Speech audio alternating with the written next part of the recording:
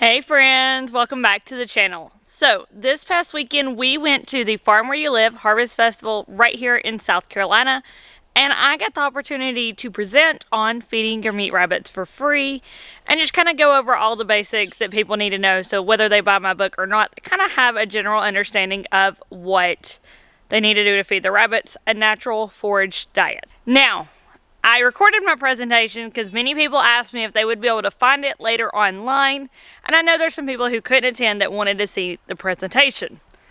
The problem was, at the event, it was extremely windy, like extremely windy. It was blowing sticks down and things out of the trees. It blew over a whole bunch of tents, like it was crazy. And the wind really reduces the sound quality on video. Yeah, it's not so great. Now, I did go through and kind of manipulate the background sound a little bit to try to clear it up some for y'all, but I'm going to fair warn you, it's not the best. It kind of sounds like I'm talking through an echo, but there's such good information in here that I really just wanted to put this presentation out there.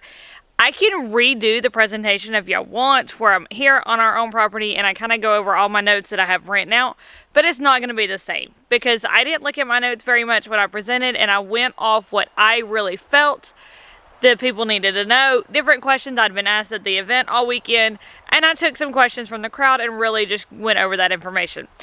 So it's not going to be the same if I recreate it, but I can recreate it for y'all to give you the information in a clearer format that's easier to hear. So if you want to go ahead and watch the presentation, here's the video for it. If you want to hear a clearer format and want me to go over it and re-record it, just let me know in the comments down below and I will get that video out to y'all.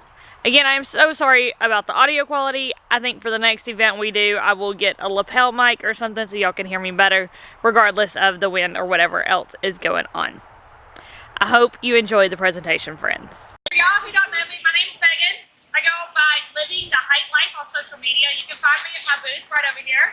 I have Instagram, Facebook, YouTube, or you can email me, check me out at my website. I love to talk meat rabbits, so if anybody has questions on meat rabbits, feel free to reach out. I'll talk to you all day long about meat rabbits. No question is stupid, okay? So we do live here in South Carolina. We're an off-grid family who have a homestead, and our goal is to be self-sustainable. My goal is by 3 years for us to be completely sustainable. So meat rabbits are a big portion of that. But if you have meat rabbits and you're relying on commercial pellets, you're not sustainable. If anything happens, you don't have that in the backup. A lot of people don't know that rabbit pellets have only been around for about 100 years. Before that, all rabbits were forage and homegrown fed. They did not become popular until World War II. During World War II, rabbits were said to be the ones that saved the United States because every family had rabbits in their backyard, and that allowed them to feed their family, so all of the processed food was sent overseas to the soldiers so they didn't starve. So rabbits were written about in newspapers. Everybody had meat rabbits. After World War II, a lot of people just started raising them as pets. And they started breeding them smaller and smaller, keeping them inside, and people kind of got out of the meat rabbit thing, and it became a little bit taboo. So some people, when you tell them that you raise meat rabbits, are like a little bit taken back. But meat rabbits are my favorite animal on our homestead to raise for me. They're the easiest to feed on a forage diet. I don't have any problems with them. They breed quickly, they raise out quickly. We raise ours to 4 months old, so 16 weeks, and then we butcher them. And we breed them 6 times a year. All the way through the winter and spring, we stop in the summer. So I do the garden in the summer, and we don't breed. It's much easier. But during that stretch of time, we breed our rabbits 6 times. Each one has about 7 kids per litter, and so that's a lot of meat. By the end of our breeding season, we've usually had at least 48 kids born on our homestead. And if each one reaches 5 pounds butcher weight, that's a whole lot of meat from some little rabbits. Now you can do that with cows, but you need to wait till that cow is big and then butcher it all at once. So we're off-grid. We don't have a lot of freezer space. I have a little bitty freezer that runs on solar. A big meat cow, I just don't have room for it. So I need something that's smaller that I can break up. So every couple months we butcher rabbits. I can pressure can them, I can freeze them, we eat them fresh. We love rabbit meat. My 3-year-old loves rabbit meat. So if anybody's worried about eating rabbits, it's good. My child loves it. And kids are picky. Mine is very picky. I don't know about y'all, but mine is very picky. So I just like to reach out and teach people how to raise their meat rabbits on a sustainable way. Now, commercial rabbit pellets, one reason we got away from them is most people don't know they're only good for 6 months. Commercial rabbit pellets expire after 6 months. And that is from the day they are manufactured to the day they are fed to that rabbit. 6 months. So by the time they're produced, they're sent to your warehouse, they're ordered by the pet store, then they're shipped there, and then you get them to your homestead and you start feeding them to your rabbits. You have 6 months from the manufacture date till you finish that bag. The longer they sit, they lose vitamins, they lose oils, they lose nutrition. And so you get to the bottom of that bag, you're after 6 months, you have a low quality rabbit feed. If you go out and buy a brand new bag of rabbit pellets that is fresh quality, and you feed those to your rabbits after that low quality, you are very high at risk for bloat, and you may kill your rabbit. And it's not anything you've done. You can buy the same brand, you can buy from the same store, and there's nothing you can do to prevent it. Because you can't prevent how quick they made it to you. With feeding a forage diet, I control everything. My rabbits eat within season, I pick it fresh every single day, and I never have to worry about them getting different quality feeds because they transition slowly as the seasons change, so we don't have any issues with bloat. So when I feed my rabbits, one of the main questions I get is how much should I feed? Y'all, at times I have 30 rabbits. It's a lot to forage for. But each adult rabbit eats about this much. So if you read my book, you'll see I say 1 large handful is what I refer to it. That's about this much. Each adult rabbit eats 2 large handfuls a day. If you're going to feed a forage diet, if you forage in the evening and feed it to them in the evening, it don't wilt as fast. And so they'll eat more of it. If you feed it in the morning, it's going to wilt in the heat of the day and they're going to eat less of it. So that's what we always do at night. I do evening feeds. It follows their natural pattern of eating. They eat at dawn and dusk anyways.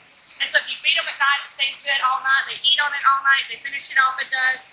They may munch on hay throughout the day. I try to keep hay available at all times. But it's not a requirement if you feed a fresh forage diet.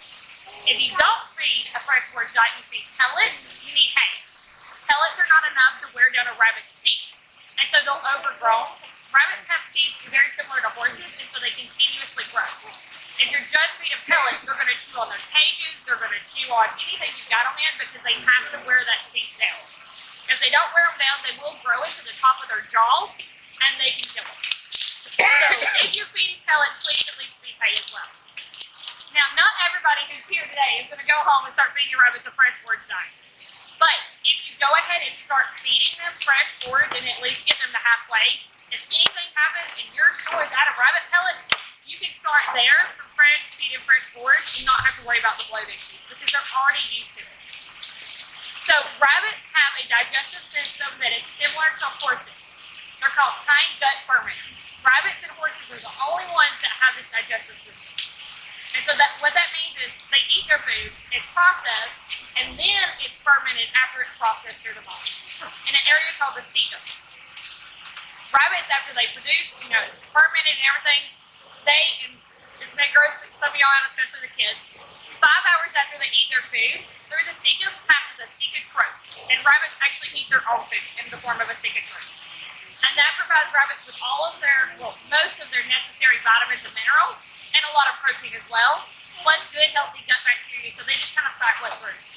So a lot of people are concerned about, do I give my rabbits enough vitamins and minerals? Well, rabbits produce a lot of their own on their own. Most people don't know that, but they do. And then for what you feed, a lot of forage is very, very high in vitamins, minerals, protein, even fats. So I wrote this stuff down.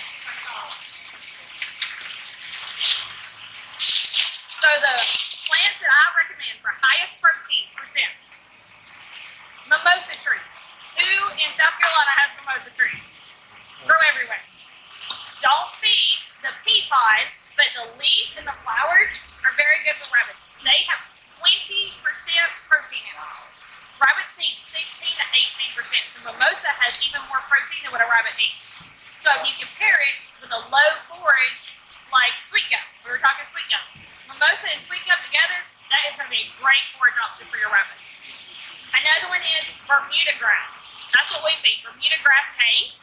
Really good for your rabbits. It has 21% protein in it. Plus, any grasses, hay, are really good in fiber. And they wear down those teeth, so they take a lot of chewing. Another one everybody knows around here, kudzu. Kudzu is almost a complete meal option for rabbits. It is very high in minerals, very high in nutrients, and it comes in at 15 to 18% protein. Remember, rabbits need 16 to 18, so kudzu is like perfect protein levels for rabbits. mulberry trees. Those are common around here as well. Mulberry comes in at 19% protein. So it's just a little high for rabbits, but it pairs out well with low forage items as well. Ryegrass. All of us out here, if you're in South Carolina, can grow ryegrass in the winter. It loves the cold time, so that is what I plant to feed my rabbits throughout the winter. It has 20% of protein in ryegrass. So I will feed free hay that I make myself, and I'll explain that in a minute, and ryegrass, so that they can get a lot of nutrients through the winter. Ragweed. Everybody wants to hate on ragweed. It is the one that causes seasonal allergies. Ragweed has 47% protein. Whoa. A little bit of ragweed goes a long way, and you can dry ragweed to feed throughout the winter. So if you're worried about how am I going to feed my rabbits when nothing is out in green, if you have a ton of ragweed on your property, cut it down before it even starts to bloom so it don't mess with your allergies, and then dry it up for the winter. And then another one that's pretty common out this way is willow trees. You can feed those daily to your rabbits. Those come in at 16% protein, and rabbits will love you for it. The bark on the willow is also really high in fiber, which rabbits need for their digestive system. Now, rabbits only need 18 to 22% fiber. A lot of your grasses and trees are going to be high in fiber, and that's okay. Fiber is one thing you can overdo on, and it's not going to be an issue. But what I tell people is, our rabbits in the wild don't know that they need 16 to 18% protein. They go out and eat what they need. So the way I feed is diversity. You want to feed at least 5 different forages for your rabbits each and every time. Because then they can pick and choose what they want to eat. And I feed it in whole form. So my rabbits can dig through here and say, oh, I need some basil, which is a good like antibiotic, antimicrobial, antiviral, and they'll eat more of the basil that day than they will another day. Or I've got grasses in here, sweet gum leaves. Sweet gum is a sweet treat for rabbits. They love it. You can dry it and feed it all winter long. They will eat dried leaves even if you just pick them up off the ground. They love sweet gum. This one, you can see my basil plants. I've got plantain in here. You can feed them comfrey, and they're going to love you for that too.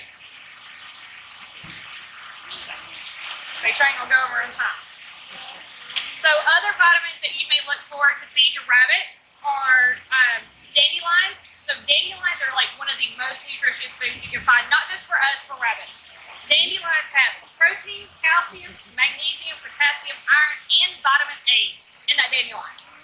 So if you only give them a couple dandelions, every so often, which dry very well as well, then they get a lot of their vitamins just from that.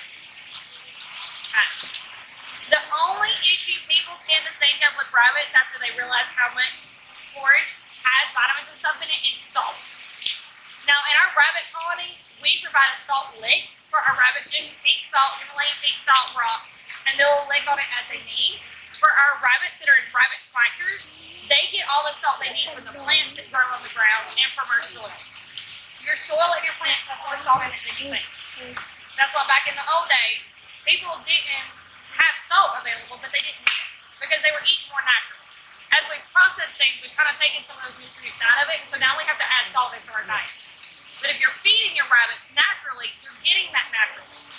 So we just add the salt lick into our colony because they don't have as much access to chew as we move them around the property. So you can do either way, just depending on how you want to do it with your rabbits. Now, I do have a book for you guys to stop by my station that is called Feeding Your Meat Rabbits for Free. Simple, easy book. This thing has over 125 different things you can find locally that you can feed your rabbits. But that's not my favorite part of the book. So in the back of the book, I have an option for determining what forage is safe. And I have written down how I go through steps to figure out what forage is safe to feed my rabbits. Because if you look online or you look in scientific books, not a lot of studies done on rabbits and what they can eat. Because back in the old days, everybody knew what rabbits could eat. But then when people got out of it, they went to the food, pet. Now everybody's feeding pellets because it's convenient. They don't want to go out and take care of their rabbits and stuff like that. So everybody lost that knowledge. And it's really sad. But I have done through a lot. But the feeding, determining what forage is safe is what's going to matter to each of y'all because everybody grows different things on their homestead. You're not going to grow the same thing I do. So the first thing you all need to know that I want everybody to know is if you're looking for what forage is safe for your rabbits, first thing you want to look up online is that forage safe for horses. So remember, rabbits and horses have the same digestive system. But rabbits, where they don't have the same kind of, research on them horses do, horses make, millions of dollars from feeding. So everybody is researching what will kill a horse. People want to know that. So you can look at that first. If it's going to kill a horse, do not feed it to your rabbits. That is the number one thing. I always look at that. If it's safe for a horse, then you can start working down. And you can look for what chemicals are in the plant and stuff. There's rabbit bloggers. A lot of them are rabbit pet bloggers. And so what I have found is if they don't know if a forage is safe, they're going to tell you it's not safe because they don't want to be responsible for your rabbits. Instead of telling you why they don't think it's safe. So one chemical everybody in the rabbit world knows about is oxalic acid. And that's pretty important to people too. You eat too much of it, you can cause kidney stones, and that's not good for anybody. But things that you're not thinking of have oxalic acid in it, like spinach. Spinach has oxalic acid, beet greens have oxalic acid. Everybody feeds the rabbit spinach and beet greens. It's not toxic. You just can't feed it every day. So you need to do a diverse diet all the time. Do different things each and every day. What I do is I go around my property and I choose stuff from different locations on my property each day. So I just rotate through. And that helps me keep my grass cut as well because I'm going around picking it all the time, so I don't have to worry about it getting too tall. And then if it gets tall, I just cut it and feed it to the rabbits anyway. So it's okay. But I just choose different locations. Even stuff growing in different sunny areas are going to have different nutrients from that sun. They're going to have different nutrients from that soil. So stuff that grows over here is going to be different from stuff that grows over here. So if you have wheat, we feed our rabbits on 2 acres. We have more than 2 acres, but it's all wooded. And I don't go trucking through the woods to fight with snakes to feed my rabbits. So we have about 2 acres cleared, and that's what I use. So you don't need a big homestead to do it. So I'll start, at the front of our property, and I'll feed stuff from there one day, and then the next day I'll switch to the other side of the property and I'll feed stuff from there. That way I'm getting a diverse diet and a diverse nutrient profile. That is the only thing I want you, if you take away anything from this today, is to feed a diverse diet. At least 5 things each and every day for your rabbits. So they don't have to be hard things. I go out and pick sweet gum leaves, that's one thing. I go to my garden and pick basil because I've got like 20 basil plants out there. That's one thing. If all you got is herbs, they'll eat more herbs, trust me. And I go and I pick grasses, that's another thing. And then you can go pick clover, there's another thing. If you got plantain growing, comfort growing, that's another thing. That's already 5 things. And you don't have to go very far to pick all that. But I like to use my garden trimmings to feed my rabbits. So I get rid of that and it's not waste.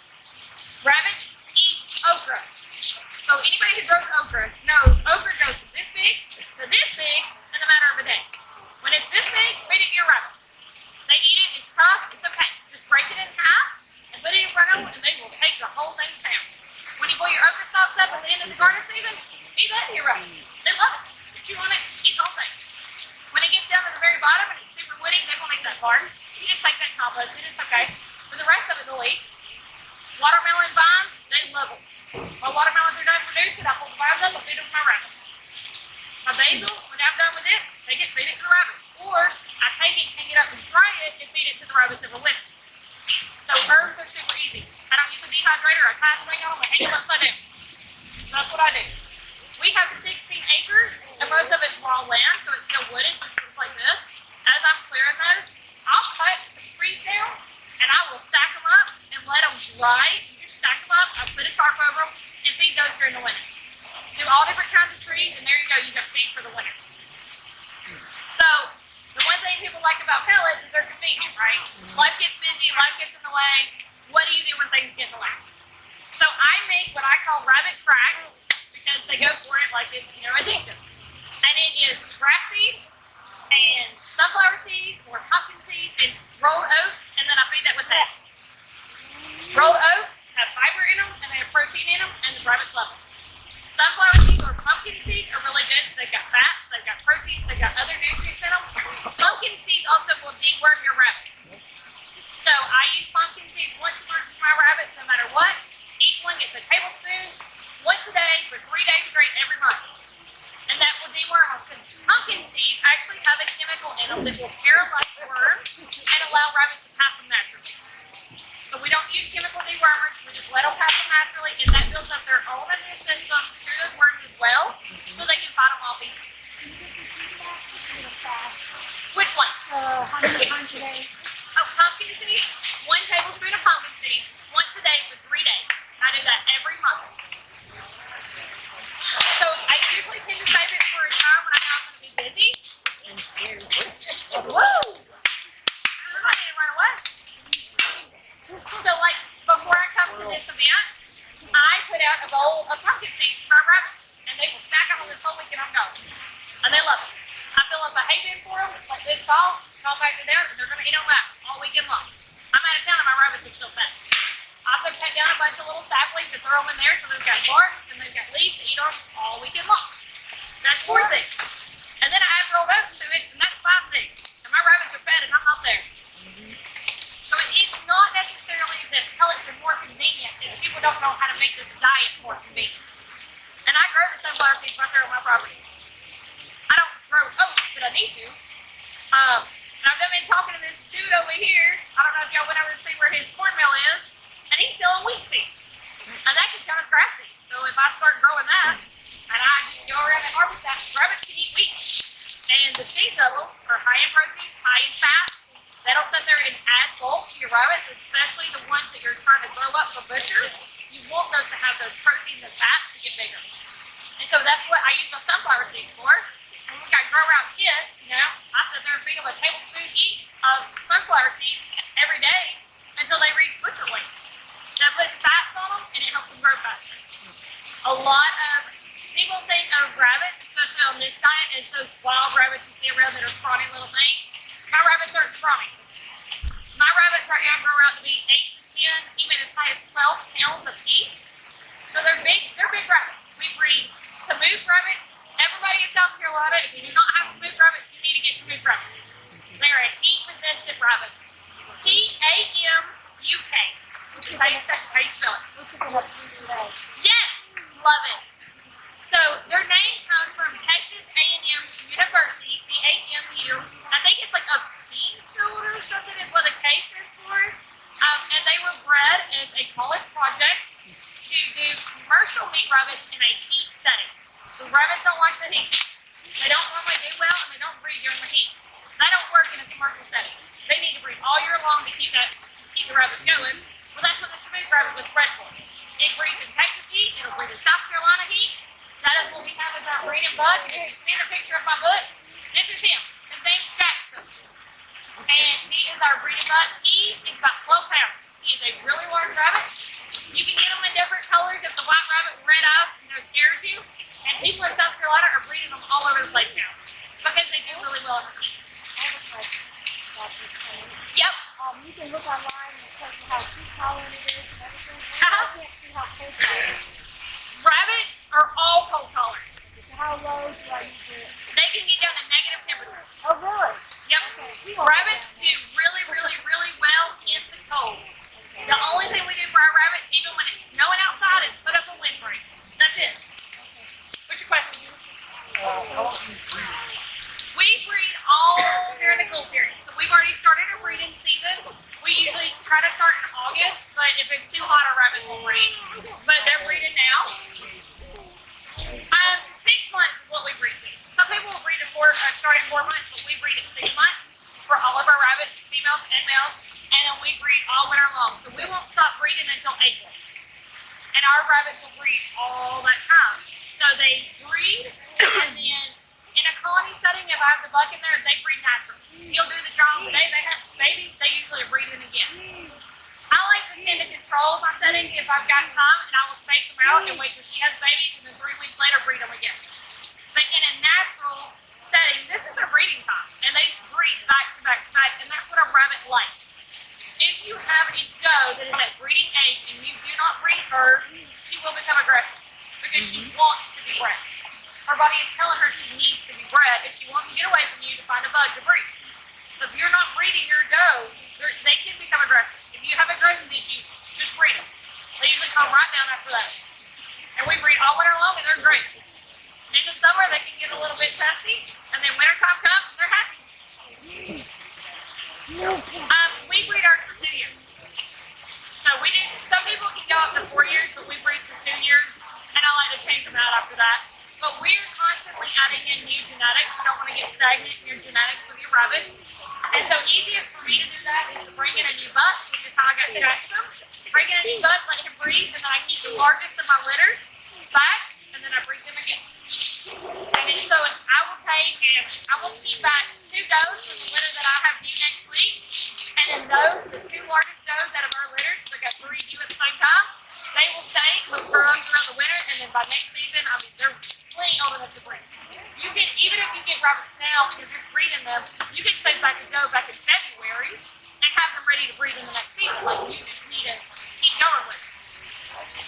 But rabbits don't take long to grow up, and they don't take long to breed.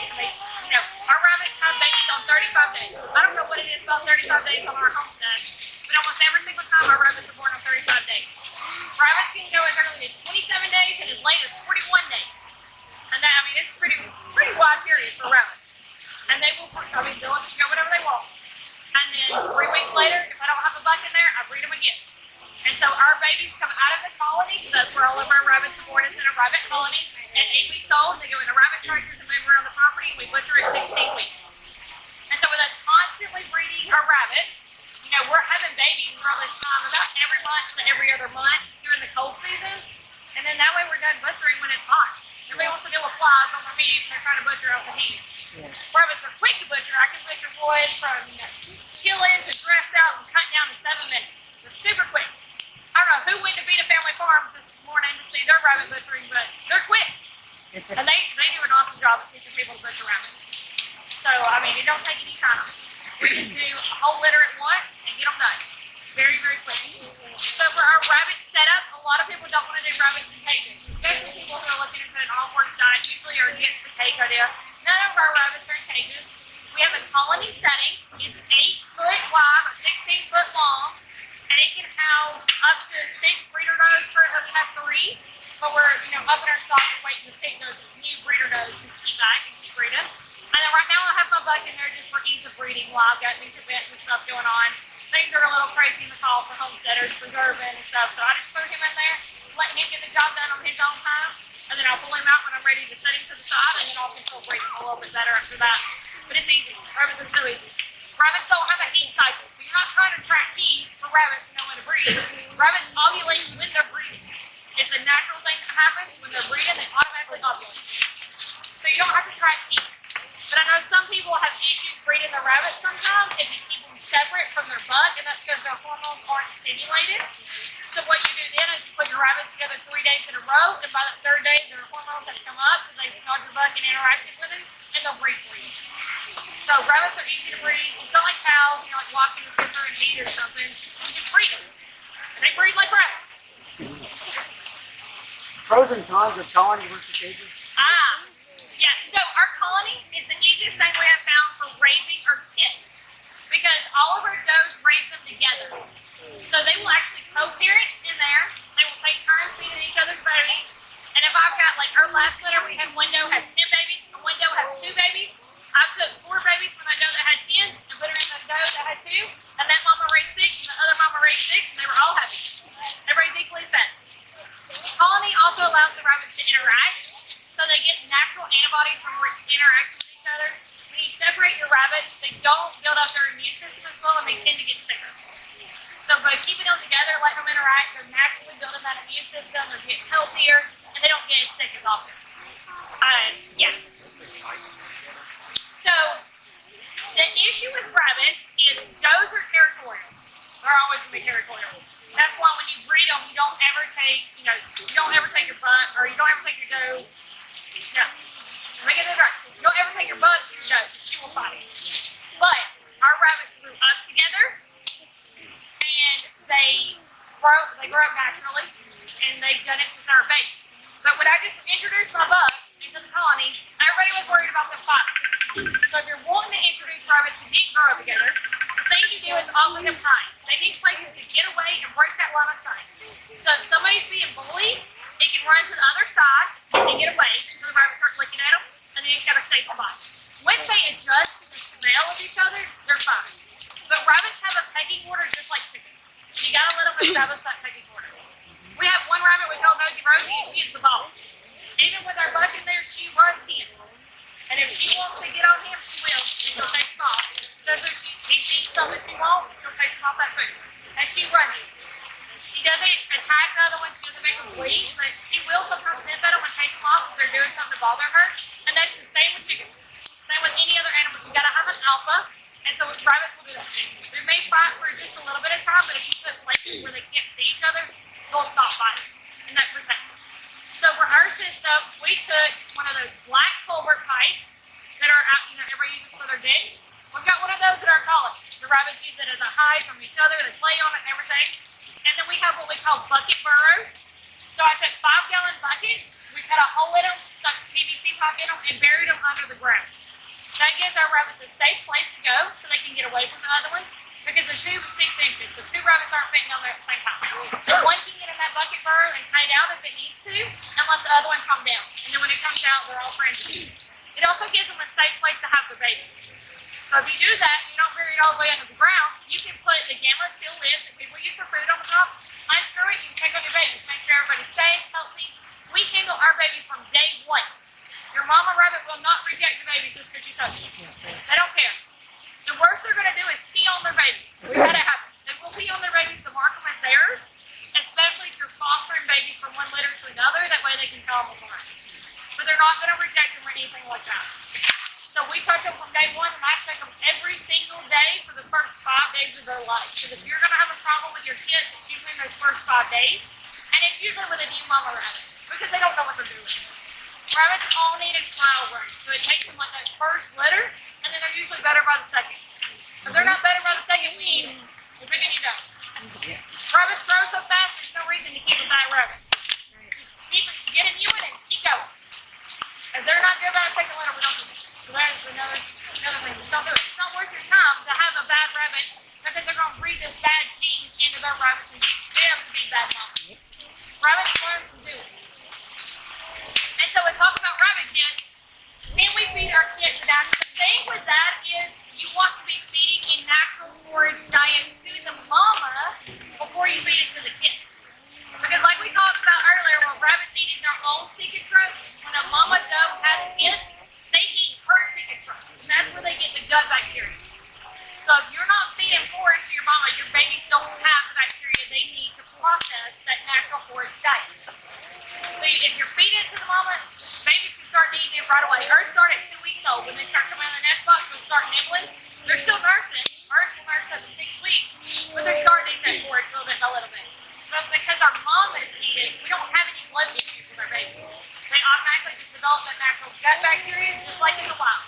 Also, if you have a problem plant on your property, like ragweed or dog fennel, as we were talking about, if you feed it to the mama, the kids will eat it even better, because they learn through the mama what they can eat and what they can't.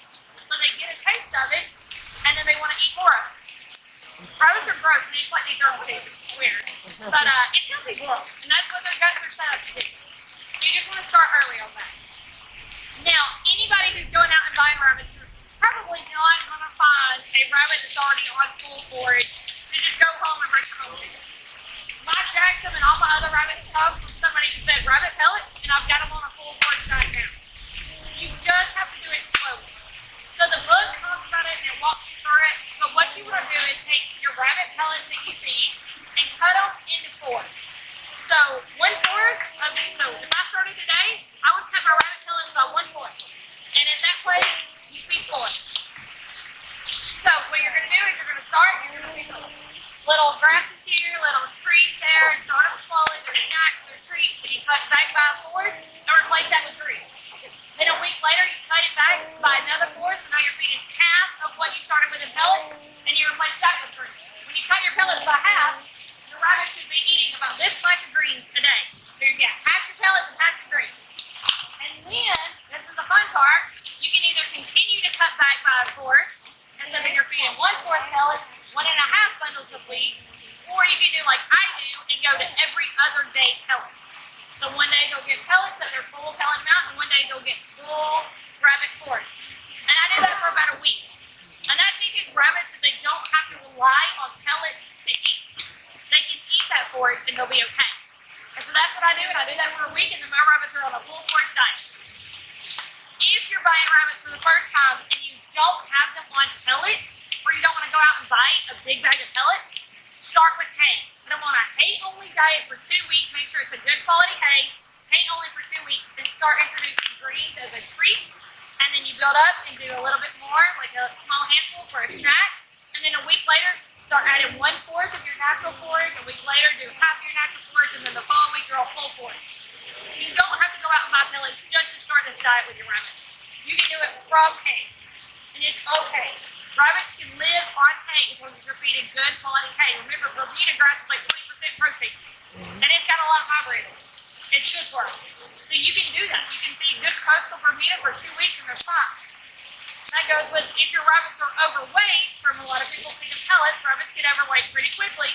You may not see it because rabbits gain their weight on their intestines. And so that presses down on their uterus and they won't breathe. So if you're having an issue and your rabbits aren't breathing, good chances she's fat. You don't want her to live because she's too overweight. Feed her a full hay diet for 2 weeks. She'll drop down to her normal weight and then she'll be good to breathe. I did bring it. I had it over there and I showed it to a few people. I've got this little thing that I made that shows people how to tell when your rabbits are overweight versus underweight. So you can all clearly see these ridges. If you can see your rabbit's bones, they're obviously underweight. That's like common sense, right? But over here, you can see that it doesn't look fat. It doesn't look any different from this, which is the typical weight, but it is. This rabbit is fat. And so you can stop by the booth and fill it and get a good idea. And what I do is every single week, pick one day, like Sunday if that's easiest for you, and run your hands on your rabbit's spine. It's the easiest way to tell. If you can feel really hard ridges for their bones, your rabbit is underweight. If you can feel just the tips of their bones, they're fine. If you don't feel any bones, your rabbit's fat and it needs to lose weight. Obesity is very, very bad on rabbits. It's very, very hard on them, and you will lose rabbits very easily from obesity. They need to be at a skinnier weight because remember, you can't see their fat. You're not going to see it. You can't feel it for half the time, but if you go to butcher a rabbit and you see fat on your rabbit, especially if you see a lot of fat, you know you're way overfeeding. You shouldn't see rabbit. You shouldn't see fat on your rabbit when you butcher. It just don't exist. Rabbits aren't made to be that way. They're a very, very lean meat. So a lot of people think of rabbits and they think of protein poisoning. Here's all heard of protein poisoning. It's also called rabbit starvation. So back in the, during civil wars and stuff, people died from rabbit starvation. And it's because all they ever ate was rabbit. Well, if all you ever ate is kale, you're not going to be very happy either. You're probably going to die from it. Kale's healthy, but if you only eat kale, it's not healthy. Well, the problem with rabbits is they don't have fat. They're not supposed to have fat. So when you eat rabbit, your body doesn't intake that fat that it needs. So that's where rabbit starvation comes from. It's not that rabbit meat's bad for you. It's not that you're going to get protein poisoning if you eat rabbit 3 times a week. It's that you have to add fat in when you cook your rabbits. Or you have to eat like pork one day, which is super fatty, and then rabbit the next. We, during the winter time, will eat rabbit a lot. My 3-year-old loves rabbit just because I think he likes to tell people that he eats rabbit. He goes up to tell people that he eats rabbit, and if rabbit's mad at him, he'll tell rabbit, I'm going to eat you. And he thinks it's funny. So he likes to eat rabbit. And we eat it a lot during our breeding season because I don't have much room in my freezer since we're off-grid, so I like to eat it fresh, get it used up. But during that time, like if I eat rabbit, I like to cook it in bacon grease. And there you go. You can eat rabbit every single day if you cook it in bacon grease because you get your fat that you need. So don't be scared of rabbit meat. You can eat it. You just got to add fat into it or eat a fatty meat as well. Just don't eat rabbit every single day for the rest of your life and not add fat. That's not going to be healthy for anybody. It wouldn't be healthy if all you ate was pork every single day for the rest of your life. As much as pork rind would like you to eat pork every single day for the rest of your life, it's not going to be healthy. Don't do it. You think you're going to do it? Alright, I have like 20, well, actually I have like 10 more minutes. Anybody have any questions that I have not answered yet? What's your question, sweetie? How many times do you feed the rabbit? I feed my rabbits once a day. A lot of people will feed their rabbits twice a day, but once a day in the evening because I feed fresh food. I just pick it every night before the sun goes down, feed it to my rabbits, and they'll eat all night long. When you sleep, your rabbits are awake, and that's when they're eating. It's natural because predators can't see them as well in the dark, so that's when they want to eat because they feel safer. So we feed our rabbits once a day at night. It makes it a little easier because everything else needs morning time, but rabbits, you can do it at night and you're good. Okay, so sound Not so great, right? I am so sorry. If you made it all the way through that video, you deserve an award. That's all I gotta say about it. I mean, it was not the best. But let me know if you want me to recreate the video as best as I can and go over all of the information. I will gladly do that. I've got a ton of notes on it that I can just go over the information with y'all so you have it in a better format.